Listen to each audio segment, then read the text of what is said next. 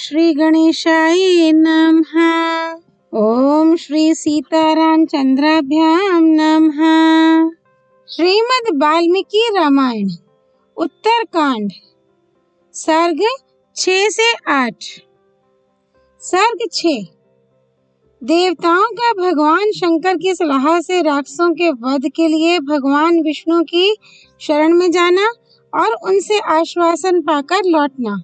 राक्षसों का देवताओं पर आक्रमण और भगवान विष्णु का उनकी सहायता के लिए आना।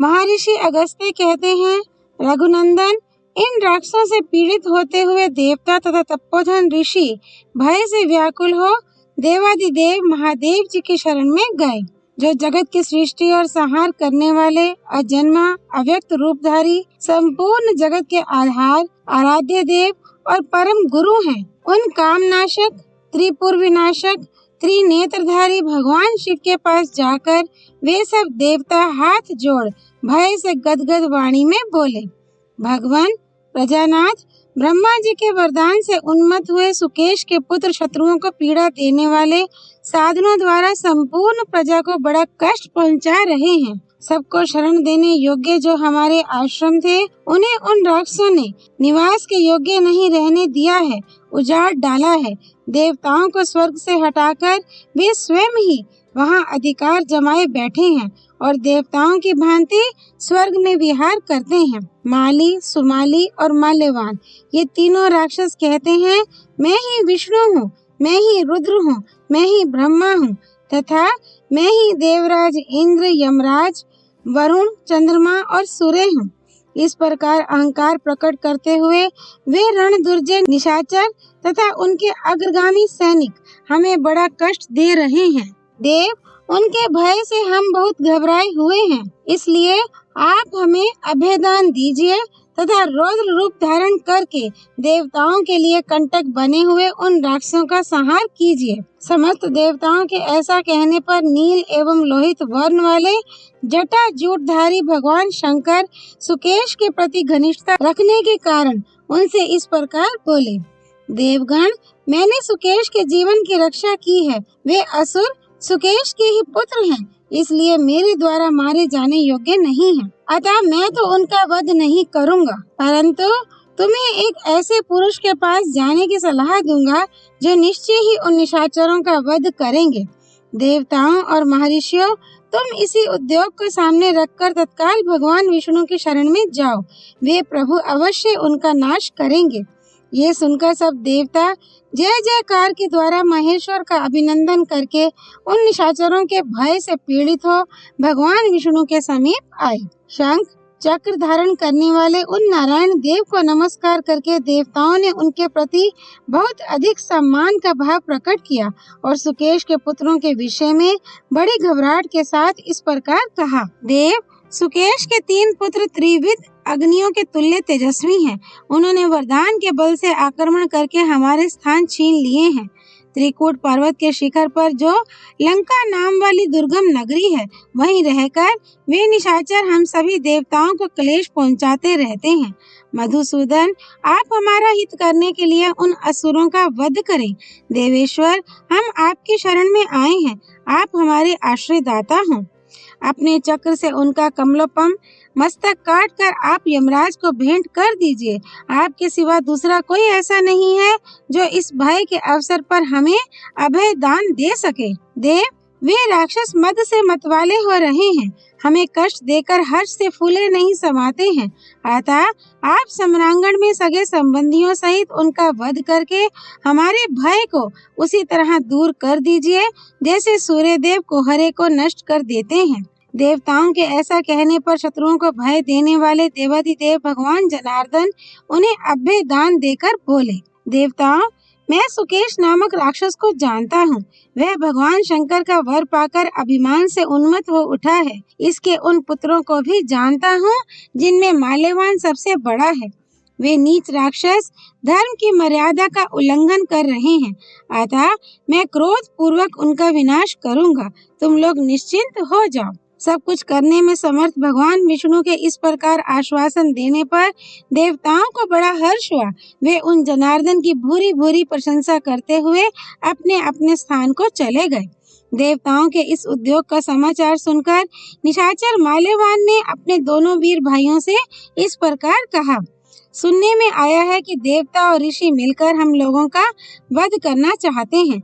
इसके लिए उन्होंने भगवान शंकर के पास जाकर यह बात कही। देव, सुकेश के पुत्र आपके वरदान के बल से उद्दंड और अभिमान से उन्मत्त हो उठे हैं। वे भयंकर राक्षस पग पग पर हम लोगों को सता रहे हैं। प्रजानाथ, राक्षसों से पराजित होकर हम उन दुष्टों के भय से अपने घरों में नहीं रहने पाते हैं। त्रिलोचन, आप हमारे हित के लिए उन असुरों का वध कीजिए। दाहकों में श्रेष्ठ रुद्रदेव, आप अपने हुंकार से ही राक्षसों को जलाकर भस्म कर दीजिए। देवताओं के ऐसा कहने पर अंधक शत्रु भगवान शिव ने अस्वीकृति सूचित करने के लिए अपने सिर और हाथ को हिलाते हुए इस प्रकार कहा, देवताओं, सुकेश के पुत्र रणभूमि में मेरे हाथ से मारे जाने योग्य नहीं हैं, परंतु मैं तुम्हें ऐसे पुरुष के पास जाने की सलाह दूंगा जो निश्चय ही उन सबका वध कर डालेंगे, जिनके हाथ में चक्र और गदा सुशोभित हैं, जो पीताम्बर धारण करते हैं, जिन्हें जनार्दन और हरि कहते हैं, तथा जो श्रीमान नारायण के नाम से विख्यात हैं। उन्हीं भगवान की शरण में तुम सब लोग जाओ। भगवान शंकर से यह सलाह पाकर उन कामदाहक महादेव जी को प्रणाम करके देवता नारायण के धाम में जा पहुँचे और वहाँ उन्होंने उनसे सब बातें बताई। तब उन नारायण देव ने इंद्र आदि देवताओं से कहा, देवगण, मैं उन देवद्रोहियों का नाश कर डालूंगा, अतः तुम लोग निर्भय हो जाओ। राक्षस शिरोमणियों, इस प्रकार भयभीत देवताओं के समक्ष श्री हरि ने हमें मारने की प्रतिज्ञा की है, अतः अब इस विषय में हम लोगों के लिए जो उचित कर्तव्य हो उसका विचार करना चाहिए। हिरण्यकशिपु तथा अन्य देवद्रोही दैत्यों की मृत्यु इन्हीं विष्णु के हाथ से हुई है।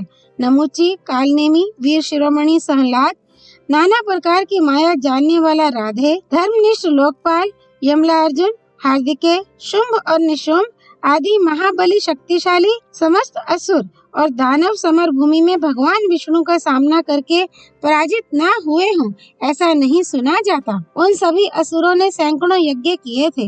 वे सबके सब माया जानते थे। सभी संपूर्ण अस्त्रों में कुशल तथा शत्रुओं के लिए भयंकर थे। ऐसे सैकड़ों और हजारों असुरों को नारायण देव ने मौत के घाट उतार दिया है। इस बात को जानकर हम सबके लिए जो उचित कर्तव्य हो वही करना चाहिए। जो नारायण देव हमारा वध करना चाहते हैं, उन्हें जीतना अत्यंत दुष्कर कार्य है। माल्यवान की यह बात सुनकर सुमाली और माली अपने उस बड़े भाई से उसी प्रकार बोले जैसे दोनों अश्विनी कुमार देवराज इंद्र से वार्तालाप कर रहे हों। वे बोले, राक्षस राज, हम लोगों ने स्वाध्याय, दान और यज्ञ किए हैं, ऐश्वर्य की रक्षा तथा उसका उपभोग भी किया है। हमें रोग व्याधि से रहित आयु प्राप्त हुई है और हमने कर्तव्य मार्ग में उत्तम धर्म की स्थापना की है। यही नहीं, हमने अपने शस्त्रों के बल से देवसेना रूपी अगाध समुद्र में प्रवेश करके ऐसे ऐसे शत्रुओं पर विजय पाई है जो वीरता में अपना सानी नहीं रखते थे। अतः हमें मृत्यु से कोई भय नहीं है। नारायण, रुद्र, इंद्र तथा यमराज ही क्यों न हो, सभी सदा हमारे सामने खड़े होने में डरते हैं। राक्षसेश्वर विष्णु के मन में भी हमारे प्रति द्वेष का कोई कारण तो नहीं है, क्योंकि हमने उनका कोई अपराध नहीं किया है। केवल देवताओं की चुगली खाने से उनका मन हमारी ओर से फिर गया है। इसलिए हम सब लोग एकत्र हो एक दूसरे की रक्षा करते हुए साथ साथ चले और आज ही देवताओं का वध कर डालने की चेष्टा करें, जिनके कारण ये उपद्रव खड़ा हुआ है। ऐसा निश्चय करके उन सभी महाबली राक्षसपतियों ने युद्ध के लिए अपने उद्योग की घोषणा कर दी और समूची सेना साथ ले जम्ब एवं वृत्री आदि की भांति कुपित हो वे युद्ध के लिए निकले। श्री राम पूर्वोक्त मंत्रणा करके उन सभी महाबली विशालकाय राक्षसों ने पूरी तैयारी की और युद्ध के लिए कूच कर दिया।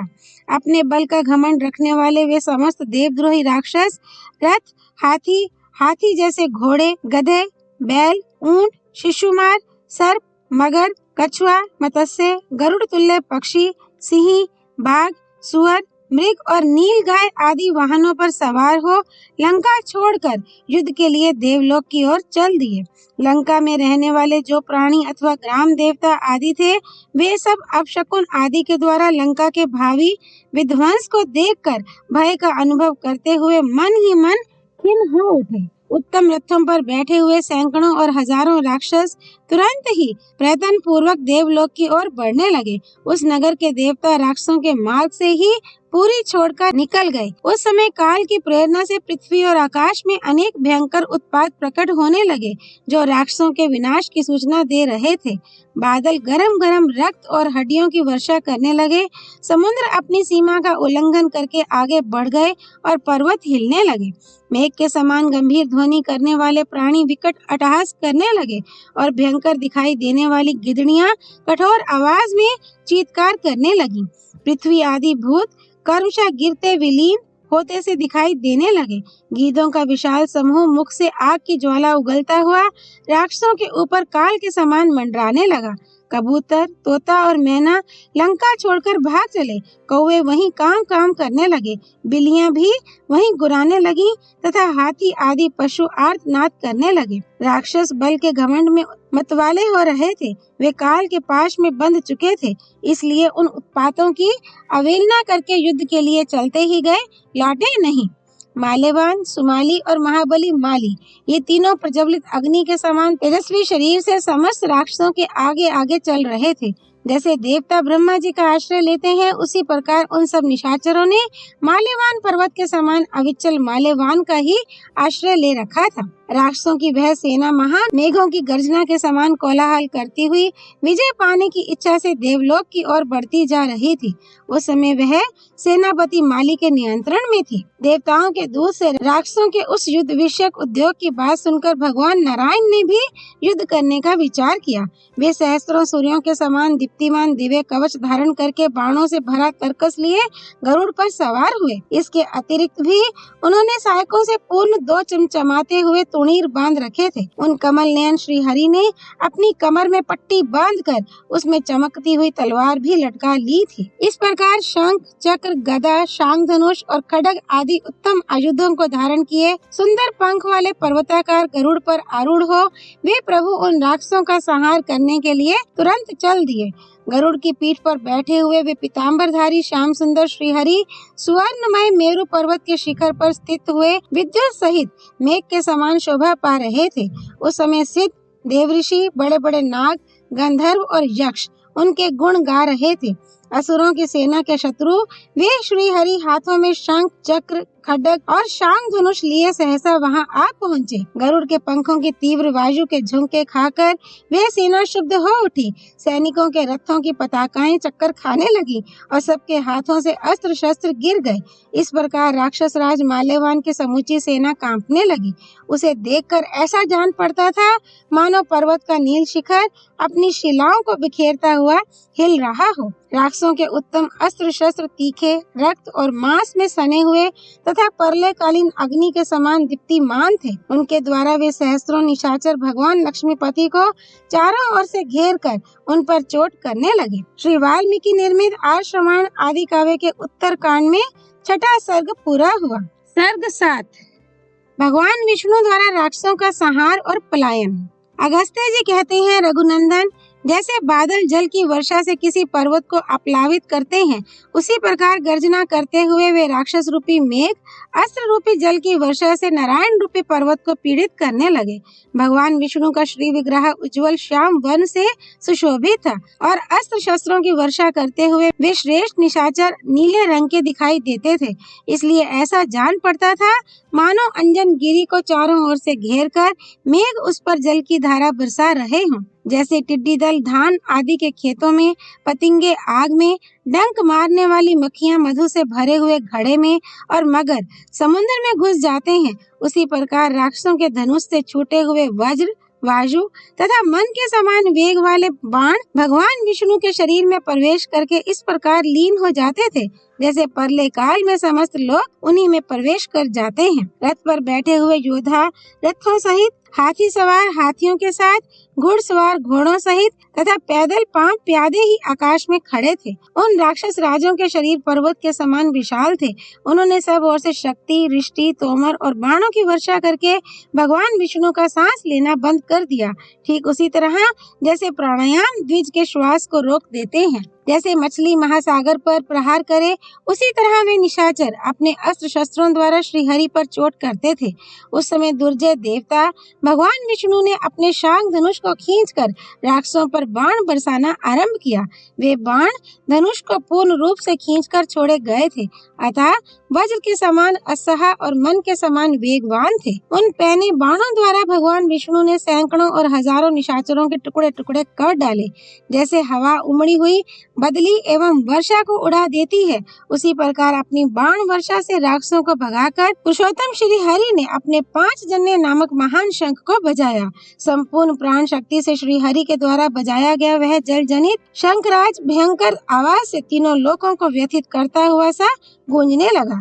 जैसे वन में दहाड़ता हुआ सिंह मत वाले हाथियों को भयभीत कर देता है, उसी प्रकार उस शंखराज की ध्वनि ने समस्त राक्षसों को भय और घबराहट में डाल दिया। वह शंख ध्वनि सुनकर शक्ति और साहस से हीन हुए घोड़े युद्ध भूमि में खड़े न रह सके। हाथियों के मद उतर गए और वीर सैनिक रथों से नीचे गिर पड़े। सुंदर पंख वाले उन बाणों के मुख भाग वज्र के समान कठोर थे। वे शांग धनुष से छूटकर राक्षसों को विदीर्ण करते हुए पृथ्वी में घुस जाते थे। संग्राम भूमि में भगवान विष्णु के हाथ से छूटे हुए उन बाणों द्वारा छिन्न भिन्न हुए निशाचर वज्र के मारे हुए पर्वतों की भांति धराशायी होने लगे। श्री हरि के चक्र के आघात से शत्रुओं के शरीरों में जो घाव हो गए थे, उनसे उसी तरह रक्त की धारा बह रही थी, मानो पर्वतों से गेरू मिश्रित जल का झरना गिर रहा हो। शंखराज की ध्वनि, शांग धनुष की टंकार तथा भगवान विष्णु की गर्जना, इन सब के तुमुल नाद ने राक्षसों के कोलाहल को दबा दिया। भगवान ने राक्षसों के कांपते हुए मस्तकों, बाणों, ध्वजाओं, धनुषों, रथों, पताकाओं और तरकसों को अपने बाणों से काट डाला। जैसे सूर्य से भयंकर किरणें, समुद्र से जल के प्रवाह, पर्वत से बड़े बड़े सर्प और मेघ से जल की धाराएं प्रकट होती हैं, उसी प्रकार भगवान नारायण के चलाए और शांग धनुष से छूटे हुए सैकड़ों और हजारों बाण तत्काल इधर उधर दौड़ने लगे। जैसे शरभ से सिंह, सिंह से हाथी, हाथी से बाघ, बाघ से चीते, चीते से कुत्ते, कुत्ते से बिलाव और बिलाव से सांप और सांप से चूहे डरकर भागते हैं, उसी प्रकार वे सब राक्षस प्रभावशाली भगवान विष्णु की मार खाकर भागने लगे। उनके भगाए हुए बहुत से राक्षस धराशायी हो गए। सहस्त्रों राक्षसों का वध करके भगवान मधुसूदन ने अपने शंखपान जन्य को उसी तरह गंभीर ध्वनि से पूर्ण किया, जैसे देवराज इंद्र मेघ को जल से भर देते हैं। भगवान नारायण के बाणों से भयभीत और शंखनाद से व्याकुल हुई राक्षस सेना लंका की ओर भाग चली। नारायण के सहायकों से आहत हुई राक्षस सेना जब भागने लगी, तब सुमाली ने रणभूमि में बाणों की वर्षा करके उन श्रीहरि को आगे बढ़ने से रोका। जैसे कुहरा सूर्य देव को ढक लेता है, उसी तरह सुमाली ने बाणों से भगवान विष्णु को आच्छादित कर दिया। यह देख शक्तिशाली राक्षसों ने पुनः धैर्य धारण किया। उस बलाभिमानी निशाचर ने बड़े जोर से गर्जना करके राक्षसों में नूतन जीवन का संचार करते हुए से रोष पूर्वक आक्रमण किया। जैसे हाथी सूंड को उठाकर हिलाता हो, उसी तरह लटकते हुए आभूषण से युक्त हाथ को ऊपर उठाकर हिलाता हुआ वह राक्षस विद्युत सहित सज्जल जलधर के समान बड़े हर्ष से गर्जना करने लगा। तब भगवान ने अपने बाणों द्वारा गरजते हुए सुमाली के सारथी का जगमगाते हुए कुंडलों से मंडित मस्तक काट डाला। इससे उस राक्षस के घोड़े बेलगाम होकर चारों ओर चक्कर काटने लगे। उन घोड़ों के चक्कर काटने से उनके साथ ही राक्षस राज सुमाली भी चक्कर काटने लगा। ठीक उसी तरह जैसे अजितेंद्रिय मनुष्य विश्व में भटकने वाली इंद्रियों के साथ साथ स्वयं भी भटकता फिरता है। जब घोड़े रणभूमि में सुमाली के रथ को इधर उधर लेकर भागने लगे, तब माली नामक राक्षस ने युद्ध के लिए उद्यत हो धनुष लेकर गरुड़ की ओर धावा किया। राक्षसों पर टूटते हुए महाबाहु विष्णु पर आक्रमण किया। माली के धनुष से छूटे हुए सुवर्ण भूषित बाण भगवान विष्णु के शरीर में उसी तरह घुसने लगे, जैसे पक्षी क्रोंच पर्वत के छिद्र में प्रवेश करते हैं। जैसे जितेंद्रिय पुरुष मानसिक व्यथाओं से विचलित नहीं होता, उसी प्रकार रणभूमि में भगवान विष्णु माली के छोड़े हुए सहस्त्रों बाणों से पीड़ित होने पर भी क्षुब्ध नहीं हुए। तदनंतर खड्ग और गदा धारण करने वाले भूत भावन भगवान विष्णु ने अपने धनुष की टंकार करके माली के ऊपर बाण समूहों की वर्षा आरंभ कर दी। वज्र और बिजली के समान प्रकाशित होने वाले वे बाण माली के शरीर में घुसकर उसका रक्त पीने लगे, मानो सर्प अमृत रस का पान कर रहे हों। अंत में माली को पीठ दिखाने के लिए विवश करके शंख, चक्र और गदा धारण करने वाले भगवान श्री हरि ने उस राक्षस के मुकुट, ध्वज और धनुष को काटकर घोड़ों को भी मार गिराया। रथहीन हो जाने पर राक्षस परवर माली गदा हाथ में लेकर कूद पड़ा, मानो कोई सिंह पर्वत के शिखर से छलांग मारकर नीचे आ गया हो। जैसे यमराज ने भगवान शिव पर गदा का और इंद्र ने पर्वत पर वज्र का प्रहार किया हो, उसी तरह माली ने पक्षीराज गरुड़ के ललाट में अपनी गदा द्वारा गहरी चोट पहुंचाई। माली की गदा से अत्यंत आहत हुए गरुड़ वेदना से व्याकुल हो उठे। उन्होंने स्वयं युद्ध से विमुख होकर भगवान विष्णु को भी विमुख सा कर दिया। माली ने गरुड़ के साथ ही जब भगवान विष्णु को भी युद्ध से विमुख सा कर दिया, तब वहां जोर जोर से गरजते हुए राक्षसों का महान शब्द गूंज उठा। गरजते हुए राक्षसों का वह सिंहनाद सुनकर इंद्र के छोटे भाई भगवान विष्णु अत्यंत कुपित हो पक्षीराज की पीठ पर तिरछे होकर बैठ गए। इससे वह राक्षस उन्हें दिखने लगा। उस समय प्रांगमुख होने पर भी श्री हरि ने माली के वध की इच्छा से पीछे की ओर मुड़कर अपना सुदर्शन चक्र चलाया। सूर्य मंडल के समान उद्दीप्त होने वाले काल चक्र सदृश उस चक्र ने अपनी प्रभा से आकाश को उद्भासित करते हुए वहां माली के मस्तक को काट गिराया। चक्र से कटा हुआ राक्षस राज माली का वह भयंकर मस्तक पूर्व काल में कटे हुए राहु के सिर की भांति रक्त की धारा बहाता हुआ पृथ्वी पर गिर पड़ा। इससे देवताओं को बड़ी प्रसन्नता हुई। वे साधु भगवान साधु ऐसा कहते हुए सारी शक्ति लगाकर जोर जोर से सिंहनाद करने लगे। माली को मारा गया देख सुमाली और माल्यवान दोनों राक्षस शोक से व्याकुल हो सेना सहित लंका की ओर ही भागे। इतने ही में गरुड़ की पीड़ा कम हो गई। वे पुनः संभल कर लौटे और कुपित हो पूर्ववत अपने पंखों की हवा से राक्षसों को खदेड़ने लगे। कितने ही राक्षसों के मुख कमल चक्र के प्रहार से कट गए। गदाओं के आघात से बहुतों के वक्षस्थल चूर चूर हो गए। हल के फाल से कितनों के गर्दनें उतर गईं। मुसलों की मार से बहुतों के मस्तकों की धज्जियां उड़ गईं। तलवार का हाथ पड़ने से कितने ही राक्षस टुकड़े टुकड़े हो गए। बहुतेरे बाणों से पीड़ित हो तुरंत ही आकाश से समुद्र के जल में गिर पड़े। भगवान विष्णु भी अपने धनुष से छूटे हुए श्रेष्ठ बाणों और अश्नियों द्वारा राक्षसों को विदीर्ण करने लगे। उस समय उन निशाचरों के खुले हुए केश हवा से उड़ रहे थे और पीताम्बरधारी श्याम सुंदर श्रीहरि विद्युन्माला मंडित महान मेघ के समान सुशोभित हो रहे थे। राक्षसों की वह सारी सेना अत्यंत उन्मत्त सी प्रतीत होती थी। बाणों से उसके छत्र कट गए थे, अस्त्र शस्त्र गिर गए थे, सौम्य वेश दूर हो गया था, आंतें बाहर निकल आई थी और सबके नेत्र भय से चंचल हो रहे थे। जैसे सिंहों द्वारा पीड़ित हुए हाथियों के चीत्कार और वेग एक साथ ही प्रकट होते हों, उसी प्रकार उन प्राण प्रसिद्ध नृसिंह रूपधारी श्री हरि के द्वारा रौंदे गए उन निशाचर रूपी गजराजों के हाहाकार और वेग साथ साथ प्रकट हो रहे थे। भगवान विष्णु के बाण समूहों से आवृत हो अपने सहायकों का परित्याग कर वे निशाचर रूपी काले मेघ उसी प्रकार भागे जा रहे थे जैसे हवा के उड़ाए हुए वर्षाकालीन मेघ आकाश में भागते देखे जाते हैं। चक्र के प्रहारों से राक्षसों के मस्तक कट गए थे। गदाओं की मार से उनके शरीर चूर चूर हो रहे थे तथा तलवारों के आघात से उनके दो दो टुकड़े हो गए थे। इस तरह वे राक्षस राज पर्वतों के समान धराशायी हो रहे थे। लटकते हुए मणिमय हारों और कुंडलों के साथ गिराए जाते हुए नील मेघ सदृश उन निशाचरों की लाशों से वह रणभूमि पट गई थी। वहां धराशायी हुए वे राक्षस नील पर्वतों के समान जान पड़ते थे। उनसे वहां का भूभाग इस तरह आच्छादित हो गया था कि कहीं तिल रखने की भी जगह नहीं दिखाई देती थी। श्री वाल्मीकि निर्मित आश्रमण आदि काव्य के उत्तर कांड में 7वां सर्ग पूरा हुआ। सर्ग 8 माल्यवान का युद्ध और पराजय तथा सुमाली आदि सब राक्षसों का रसातल में प्रवेश। अगस्त्य जी कहते हैं, रघुनंदन पद्मनाभ भगवान विष्णु ने जब भागती हुई राक्षसों की सेना को पीछे की ओर से मारना आरंभ किया, तब माल्यवान लौट पड़ा, मानो महासागर अपनी तटभूमि तक जाकर निवृत्त हो गया हो। उसके नेत्र क्रोध से लाल हो रहे थे और मुकुट हिल रहा था। उस निशाचर ने पुरुषोत्तम भगवान पद्मनाभ से इस प्रकार कहा, नारायण देव, जान पड़ता है पुरातन शास्त्र धर्म को बिल्कुल नहीं जानते हो, तभी तो साधारण मनुष्य की भांति तुम, जिनका मन युद्ध से विरत हो गया है तथा जो डर कर भागे जा रहे हैं, ऐसे हम राक्षसों को भी मार रहे हो। सुरेश्वर, जो युद्ध से विमुख हुए सैनिकों के वध का पाप करता है, वह घातक इस शरीर का त्याग करके परलोक में जाने पर पुण्य कर्मा पुरुषों को मिलने वाले स्वर्ग को नहीं पाता है। शंख, चक्र और गदा धारण करने वाले देवता, यदि तुम्हारे हृदय में युद्ध का हौसला है तो मैं खड़ा हूँ, देखता हूँ तुम में कितना बल है, दिखाओ अपना पराक्रम। माल्यवान पर्वत के समान अविचल भाव से खड़े हुए राक्षस राज माल्यवान को देखकर देवराज इंद्र के छोटे भाई महाबली भगवान विष्णु ने उससे कहा, देवताओं को तुम लोगों से बड़ा भय उपस्थित हुआ है।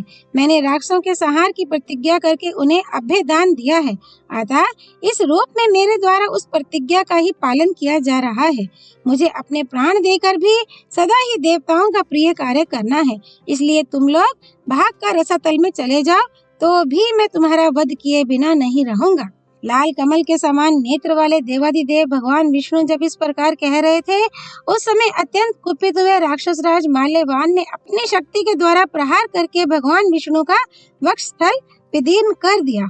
माल्यवान के हाथ से छूटकर घंटानाद करती हुई वह शक्ति श्री हरि की छाती से जा लगी और मेघ के अंक में प्रकाशित होने वाली बिजली के समान शोभा पाने लगी। शक्तिधारी कार्तिकेय, जिन्हें प्रिय हैं अथवा जो शक्तिधर स्कंद के प्रियतम हैं, उन भगवान कमल नयन विष्णु ने उसी शक्ति को अपनी छाती से खींचकर माल्यवान पर दे मारा। स्कंद की छोड़ी हुई शक्ति के समान गोविंद के हाथ से निकली हुई वह शक्ति उस राक्षस को लक्ष्य करके चली, मानो अंजन गिरी पर कोई बड़ी भारी उल्का गिर रही हो।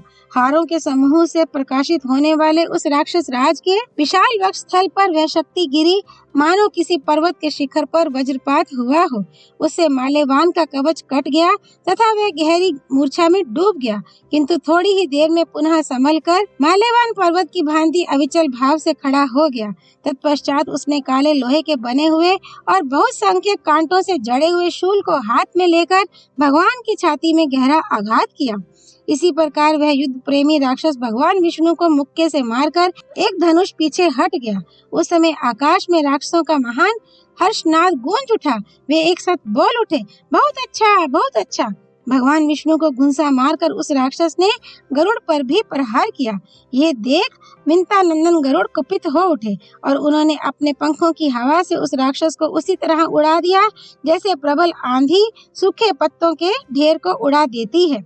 अपने बड़े भाई को पक्षी राज के पंखों की हवा से उड़ा हुआ देख सुमाली अपने सैनिकों के साथ लंका की ओर चल दिया। गरुड़ के पंखों की हवा के बल से उड़ा हुआ राक्षस माल्यवान भी लज्जित होकर अपनी सेना से जा मिला और लंका की ओर चला गया। कमल नयन श्री राम, इस प्रकार उन राक्षसों का भगवान विष्णु के साथ अनेक बार युद्ध हुआ और प्रत्येक संग्राम में प्रधान नायकों के मारे जाने पर उन सबको भागना पड़ा। वे किसी प्रकार भगवान विष्णु का सामना नहीं कर सके, सदा ही उनके बल से पीड़ित होते रहे।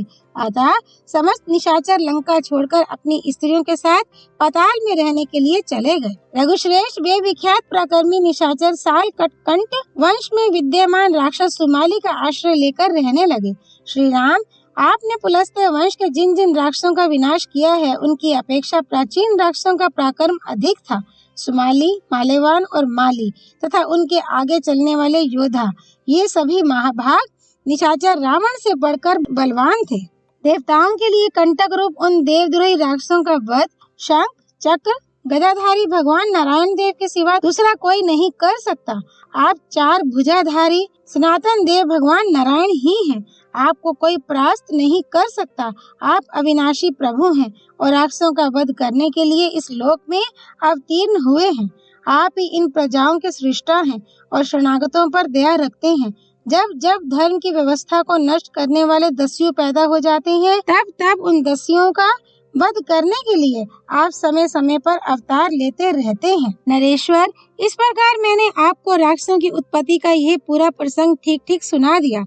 रघुवंश शिरोमणि, अब आप रावण तथा उसके पुत्रों के जन्म और अनुपम प्रभाव का सारा वर्णन सुनिए। भगवान विष्णु के भय से पीड़ित होकर राक्षस सुमाली सुदीर्घ काल तक अपने पुत्र पौत्रों के साथ रसातल में विचरता रहा।